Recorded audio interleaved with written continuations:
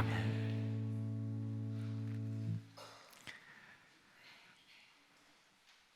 여러분, 오늘 우리가 읽은 본문 말씀은요, 시내산에서 하나님과 이스라엘 백성들 사이에 체결되는 그 놀라운 언약 체결의 시작 장면을 보여주고 있습니다.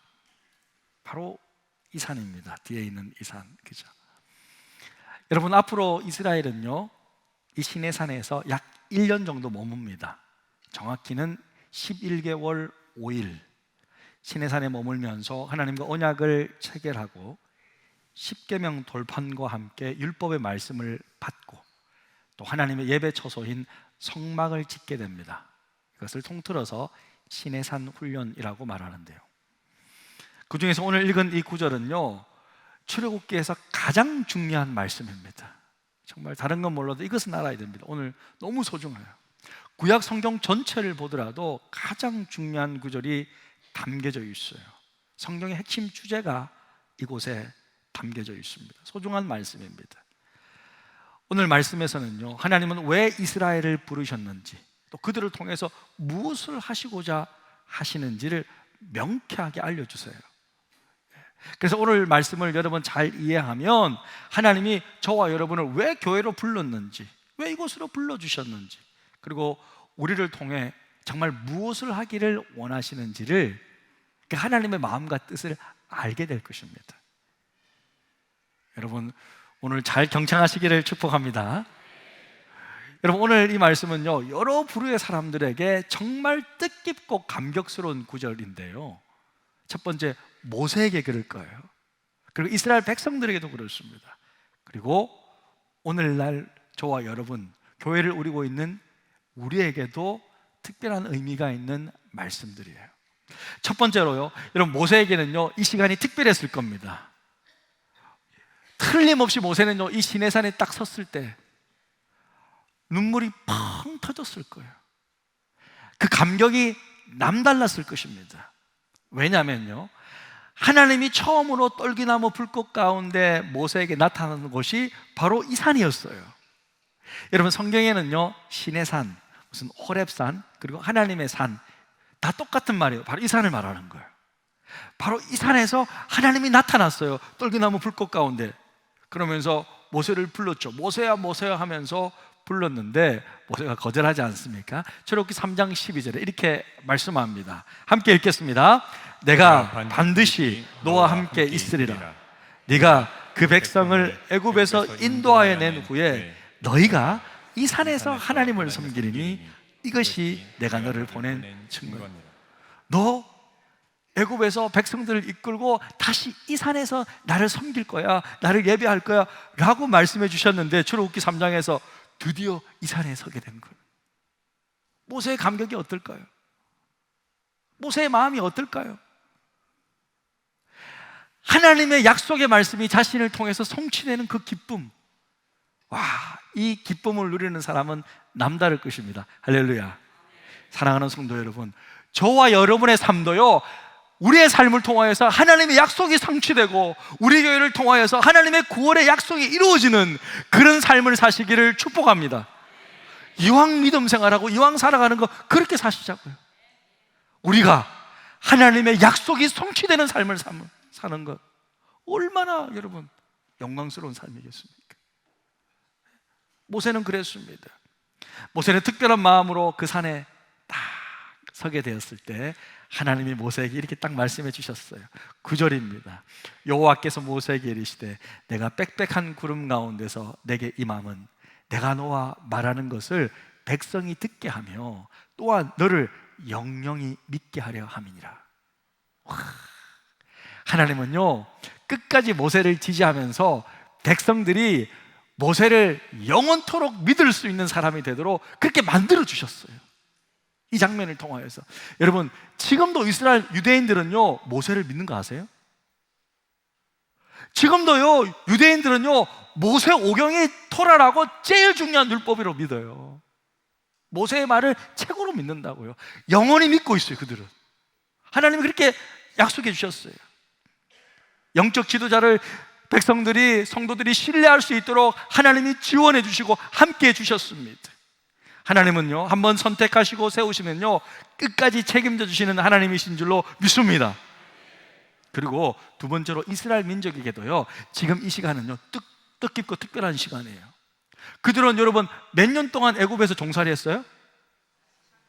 430년 동안 그렇게 종살이 했는데, 갑자기 하나님이 인도하시면서 이 산으로 딱 데리고 오셨는데 새 율법을 주시고, 이게 십계명이 헌법이거든요. 새 헌법을 딱 주시면서 새로운 나라가 딱 탄생한 거예요.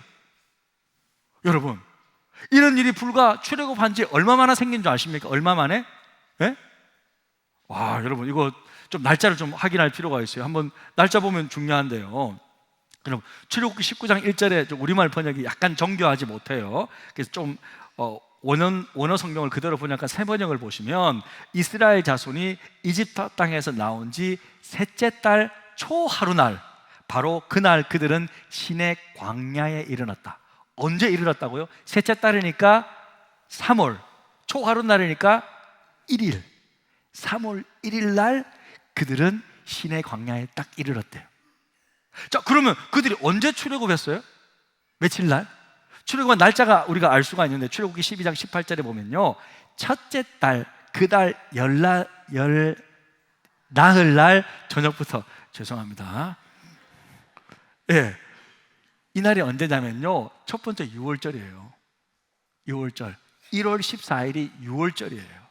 그날에 애굽의 모든 장자들이 다 죽었지만, 우리 어린 양의 피를 바른 이스라엘 민족의 장자들은 아무도 안 죽었잖아요. 그리고 6월절 있고 바로 1월 15일 그 다음날, 나가! 이스라엘 민족들 다 나가세요! 다 나가요! 그러면서 1월 15일 날 그들이 나왔단 말이에요. 출애굽했단 말이에요. 자, 그러면 1월 15일 날 출발해가지고 3월 1일 날 도착했어요. 며칠 걸렸어요? 45일. 그런데요, 45일이 딱 걸렸는데요, 그런데 바로 언약을 체결하는 것이 아니라 그들이 준비하는데 한 5일이 필요해요. 자, 출애굽기 19장 10절 11절에 보면, 여호와께서 모세에게 이르되 너는 백성에게로 가서 오늘과 내일 그들을 성결하게 하며 그들의 옷을 빨게 하고 준비하게 하며 셋째 날을 기다리게 하라. 그러니까 하나님이 이스라엘 백성들과 언약 체결하기 직전에 옷도 빨게 하고 몸을 성결하게 하고 하는데 3일이 필요하다 그랬어요. 예. 그때는 뭐 건조기가 없잖아요. 옷 빨고 나면 바로 못 말리잖아요. 시간이 좀 필요한 거예요. 3일이 필요했어요. 그런데 그 전에 모세가요, 시내산에 몇 번 오르냐면 2번 올라가요. 근데 한 번 올라가서 내려올 때마다 하루가 필요해요. 그러면 2번 올라가서 내려왔기 때문에 이틀이 더 걸렸어요. 그러면 총 출애굽 이후에 언약 체결까지 시간이 어느 정도 걸렸냐면, 한번 보시겠습니다. 보시면 출애굽 출발해서 도착까지 45일, 모세가 개인 등산하잖아요. 등반 2번 했잖아요. 그럼 이틀, 백성들 성결하게 하는데 준비 기간 3일, 합이 며칠이에요? 50일. 여러분 보세요, 430년 동안 종살이 하던 그들이 출애굽해서 50일 만에 새로운 나라가 세워졌단 말이에요. 여러분, 이게 무슨 말이 됩니까? 도저히 믿겨지지가 않습니다. 세상에 그 어떤 민족도 종살이 하던 그런 민족이, 나라가 200만 명이나 되는 나라가 갑작스럽게 50일 만에 대한민국 만세하면서 뭐 나라가 딱 세워지고, 이런 일은 없다 이거예요. 그래서 하나님이 이것을 이렇게 표현하고 있습니다. 4절입니다. 함께 읽겠습니다. 내가 애굽 사람에게 어떻게 행하였습니까? 내가 어떻게 독수리 날개로 너희를 업어 내게로 인도하였음을 너희가 보았느니라. 야, 그러니까 하나님이 이렇게 말씀하세요. 내가 너희를 어떻게 인도하는지 알겠지? 마치 독수리에다, 날개에다가 너희들을 다 꺾어서 50일 만에 쫙 날라서 시내산에 딱 그렇게 인도해냈다, 이렇게 표현하고 있어요. 가장 빠르고 강력한 독수리를 상징해서 표현하신 겁니다. 이 정도로 이스라엘 민족에게 오늘 사건은 특별한 의미가 있다는 거예요. 그리고 여러분, 이 말씀은요, 오늘날 교회를 이루고 있는 우리에게도 큰 의미가 있는 구절이에요. 여러분, 이 땅의 교회가 언제 탄생했습니까? 언제요? 이 땅의 교회는요, 성령이 강림할 때 탄생했잖아요. 사도행전 2장에서 성령이 임하면서, 사도행전 2장 1절 이렇게 시작합니다. 오순절 날이 이미 이름에 그들이 다 같이 한 곳에 모였더니, 이때 이제 성령이 임하고 교회가 탄생하는 교회 탄생일인데, 자, 오순절은 며칠을 말하는 거예요? 50을 말하는 거예요. 오순절날이라는 것은 50일째를 말하는 거예요. 그럼 언제부터 50일째예요? 예수님께서 십자가에 못 박히시고 부활하신 이후로 예수님은 6월절에 돌아가셨거든요. 6월절 이후 50일째 되는 날에 교회가 탄생했다는 거예요. 자, 여러분, 놀랍지 않습니까? 이스라엘 민족도요, 6월절 날 출애굽한 다음에 50일째가 되는 날 하나님의 율법의 말씀을 받음으로 이스라엘 공동체가, 새로운 공동체가 시작됐어요. 하나님의 교회는요, 예수님께서 십자가에 못 박히시고 그 6월절 이후로 50일째 되는 날 교회가 탄생했다는 거예요. 그러니까 여러분, 이렇게 성경은요 딱딱 떨어지는 거예요.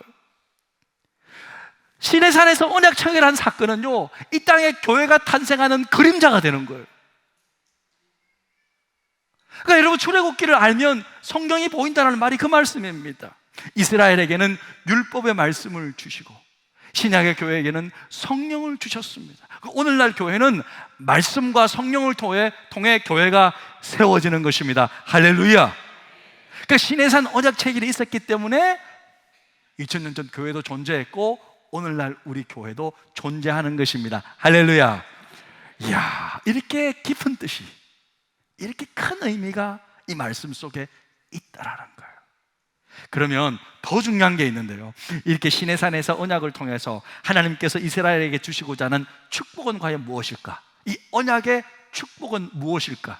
하나님께서 우리에게 주시고자 하는 이 언약의 축복, 그게 뭔가? 이게 오늘 핵심 주제인데요, 먼저 하나님은 이 언약의 말씀을 통하여서 우리가 하나님의 보물이 되게 하시는 것입니다. 할렐루야. 자, 5절 말씀을 함께 읽습니다. 시작. 세계가 다 내게 속하였나니 너희가 내 말을 잘 듣고 내 언약을 지키면 너희는 모든 민족 중에서 내 소유가 되겠고. 세계가 다 내게 속하였나니, 하나님께는요 온 우주가 하나님 겁니다. 온 우주가 하나님의 집이에요. 모든 것을 다 소유한 분이세요. 그런데 그 중에서 이 이스라엘, 이제 언약을 딱 맺으면서 이스라엘 보고 이제 너는 내 소유다라고 이야기했어요.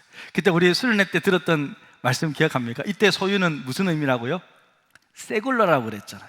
세굴라가 뭡니까? 개인 재산을 말하는데, 개인 재산 중에서 가장 아끼고 소중한 보물을 말하는 거예요. 누구에게도 줄 수 없는 가장 특별한 보물. 예? 우리 자매님들 중에서는 옷장에 있는 가방 중에서 제일 좋은 거, 그거 생각해요. 그거 뭡니까?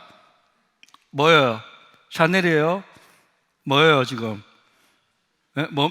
뭡니까 권사님? 말 못해요? 말 못해. 에르메스? 말 못한다는데 지금 그거 줄 수 있습니까? 그거 달라면 줄 수 있겠어요?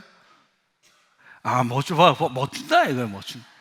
왜? 그건 제일 소중한 보물이기 때문에 못 준다는 거예요. 여러분, 하나님이 우리를 그렇게 여겼나? 하나님이 우리를 다른 사람하고 바꿀 수 없는, 절대 줄 수 없는 가장 값진 보물로 여기신다는 거예요. 할렐루야. 그게 하나님이 오늘 보물, 내 소유가 되겠고 내 보물이 되겠구라는 뜻입니다. 신약에 와서는 이것을 어떻게 표현했습니까? 하나님의 작품이라고 제가 말씀드렸잖아요. 우리 교회 바깥에 당신은 하나님의 작품입니다. In Christ, 예수 안에서 그렇게 했잖아요. 에베소서 2장 10절에 보니까 우리는 하나님의 작품입니다. 할렐루야. 선한 일을 하게 하시려고 하나님께서 그리스도 예수 안에서 우리를 작품으로 만드셨다는 거예요. 사랑하는 성도 여러분, 예수 안에 있는 여러분은요 하나님의 가장 보물이고 하나님의 가장 멋진 걸작품인 줄로 믿습니다. 야, 그래요. 이런 보물 삼기 위해서, 최고의 작품 만들기 위해서 하나님이요 우리를 세상에서 건졌어요. 이스라엘을 애굽에서 건졌듯이 우리를 세상에서 건져서 하나님의 언약의 말씀을 배울 수 있는, 하나님의 백성답게 살 수 있는 우리 교회로, 하나님의 교회로, 시내산 교회로 인도해 주신 줄로 믿습니다. 그렇게 인도해 주셨어요. 우리 옆 사람에게 이렇게 한번 인사했으면 좋겠습니다. 하나님의 보물이십니다. 이렇게 딱.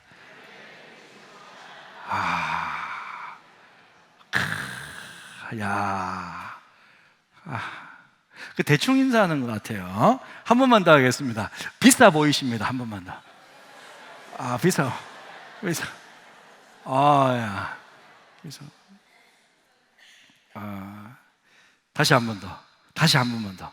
다시 보니 작품이시네요. 네? 한 번만 더. 값을 매길 수가 없습니다.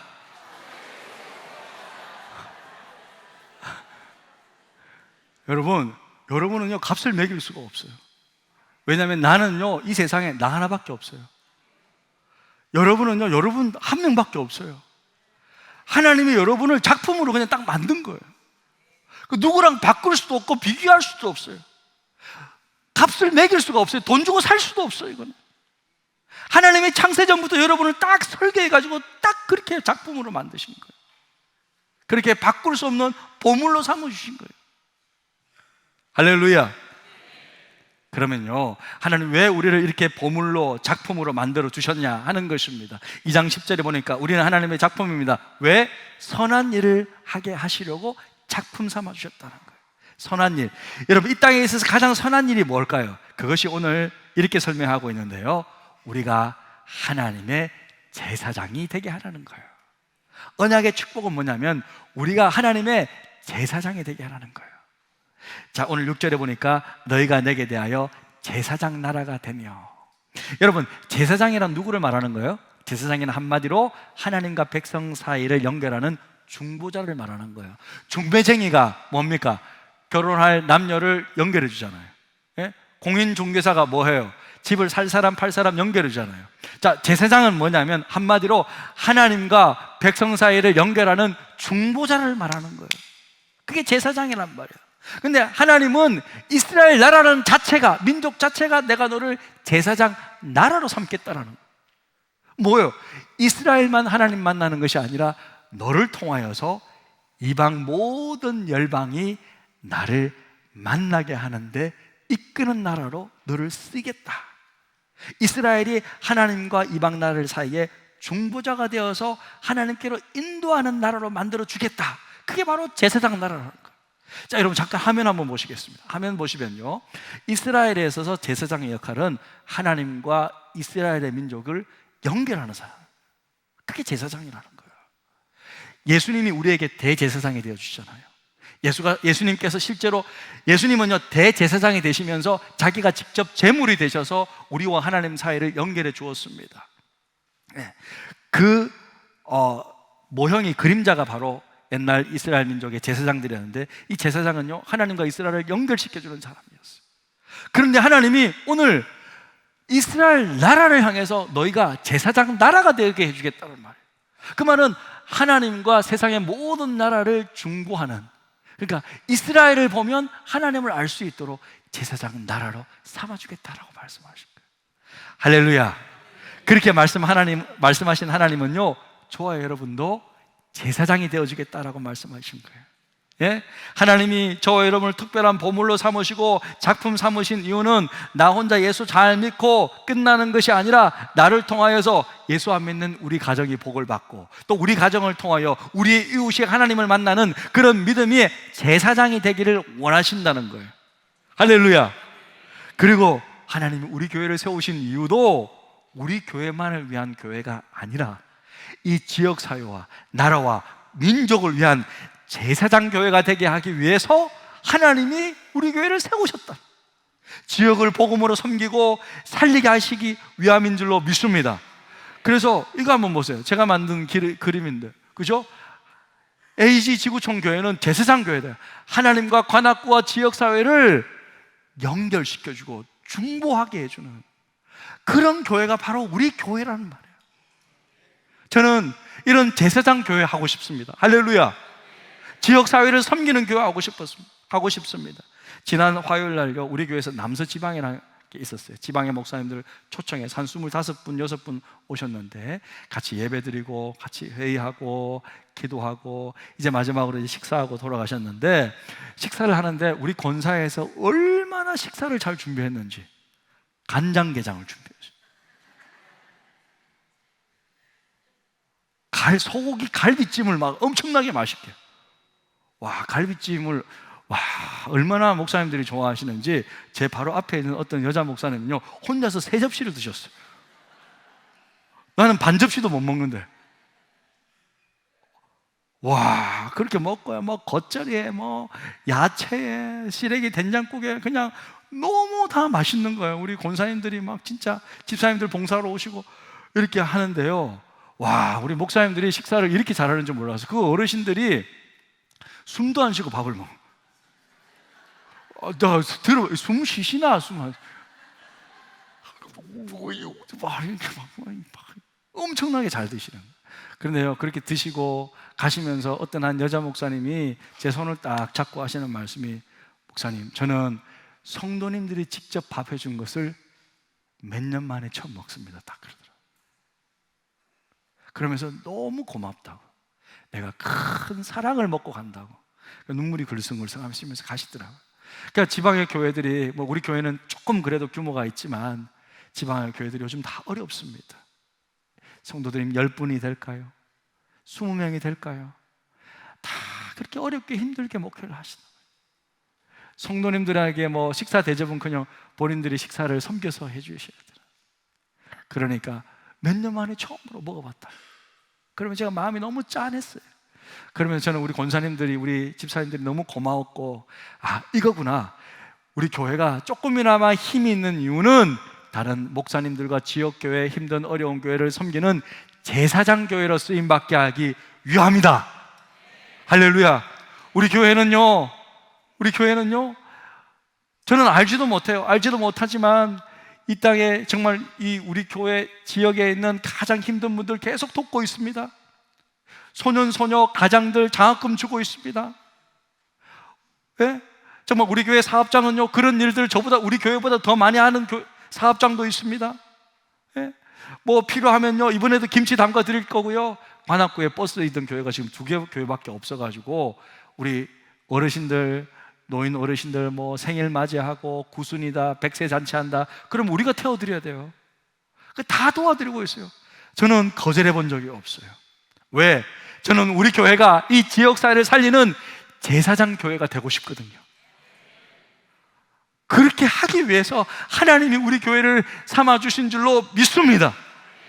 우리 교회는 제사장 교회로 쓰임받아야 돼요. 전도하고 선교하고 해서 우리 교회를 통하여서 하나님을 알 수 있도록, 성도 여러분들의 헌금, 성도 여러분들의 기도, 성도 여러분들의 하나하나 섬김을 통해서 이 모든 것들이 이루어지고 있습니다. 그래서 언약의 최고의 축복은 뭐냐? 결론적으로 우리가 하나님의 거룩한 백성이 되게 하는 것입니다. 우리 6절 말씀 함께 읽겠습니다. 시작. 너희가 내게 대하여 제사장 나라가 되며 거룩한 백성이 되리라. 나는 이 말을 이스라엘 자손에게 전할지니라. 거룩하다고 해서 부담 가질 필요가 없어요. 거룩함이라는 뜻은 뭐냐면 구별된다는 뜻이잖아요. 다르다라는 의미잖아요. 그러니까 이스라엘은 지금 하나님 앞에 언약을 체결한 다음에 이 세상 나라들하고는 다른 민족으로 살아야 되는 거예요. 다른 백성으로 살아야 되는 거예요. 여러분, 우리도 똑같습니다. 예수 믿은 우리는 세상 사람들과는 다르게 살아야 돼요. 세상 사람들의 가치관과 똑같이 살면 안 돼요. 우리는 달라야 돼요. 뭐가 달라도 달라야 돼요, 여러분. 거룩하다는 게 뭐 부담스러운 삶이 아니라 다르게 살아가는 겁니다. 세상 사람들이 그냥 악착같이 내 것만 챙긴다면 우리가 돈 버는 이유는 나눠주기 위해서, 우리가 공부하는 이유는 나눠주기 위해서, 우리가 잘 되는 이유도 나눠주기 위해서. 저도 공부하는 이유는요, 더 우리 교회 제사장 교회가 되기 위해서 공부하는 거예요. 나눠주기 위해서, 섬기기 위해서 더 잘. 우리는 그렇게 달라야 됩니다. 그게 거룩입니다. 사랑하는 성도 여러분, 하나님이 우리를 보물로 삼아주시고 제사장 삼아주신 이유는 구별되어서 다르게 살라고, 하나님의 거룩한 백성으로 살라고 하나님께서 우리에게 이 놀라운 축복을 주신 줄로 믿습니다. 이건요, 부담이 아니고 최고의 축복이고 최고의 영광입니다. 이건 특별한 삶이에요. 하나님이 이렇게 우리를 인도해 주셨습니다. 그런데요, 하나님이 마지막으로 딱 한 가지만 조건을 걸었어요. 이 모든 언약의 축복, 보물이 되고 작품이 되고 제사장이 되고 거룩한 백성이 되게 해주겠다라고 하는 이 모든 언약의 축복은 딱 한 가지 조건이 있습니다. 그것이 5절인데요 이렇게 말씀하고 있습니다. 함께 읽겠습니다. 시작. 너희가 내 말을 잘 듣고 내 언약을 지키면 너희는 모든 민족 중에서 내 소유가 되겠고 너희가 내게 대하여 제사장 나라가 되며 거룩한 백성이 되리라. 할렐루야. 딱 한 가지 부탁하셨습니다. 그것은 바로 순종입니다. 하나님의 말씀을 듣고 지키는 것입니다.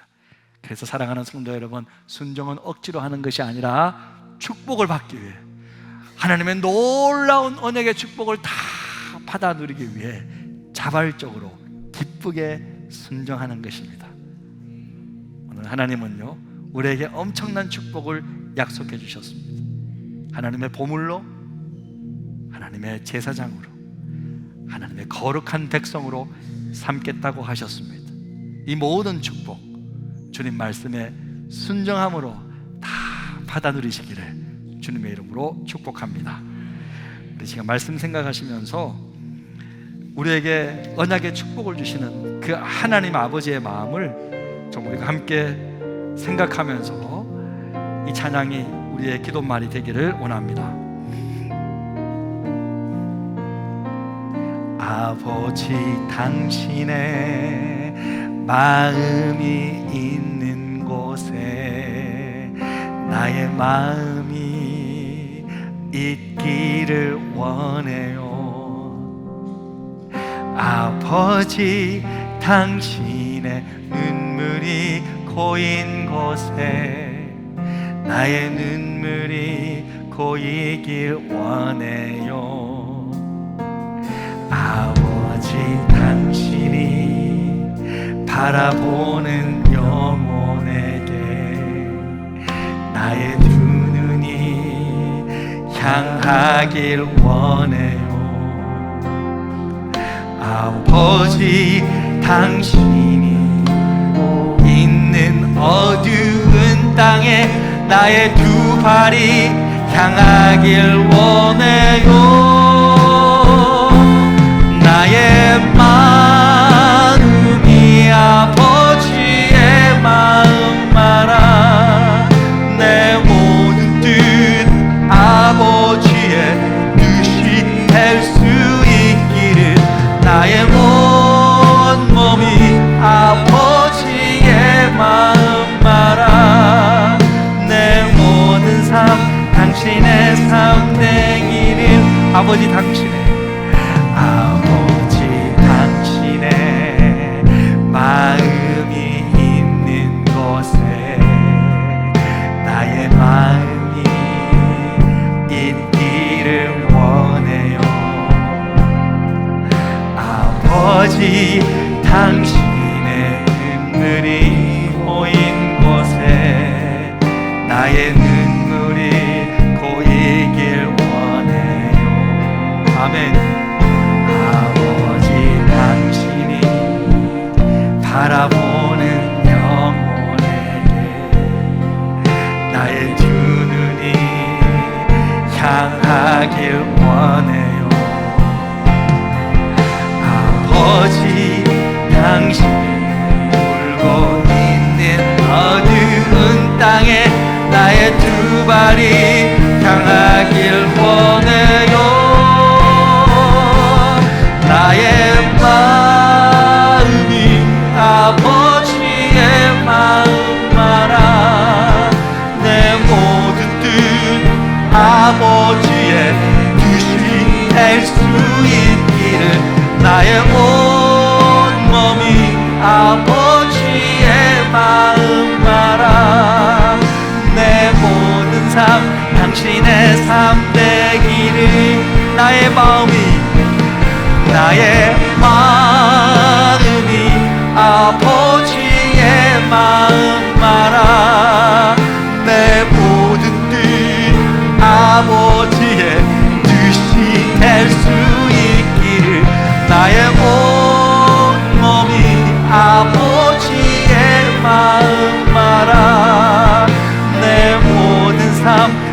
신의 삶 되기를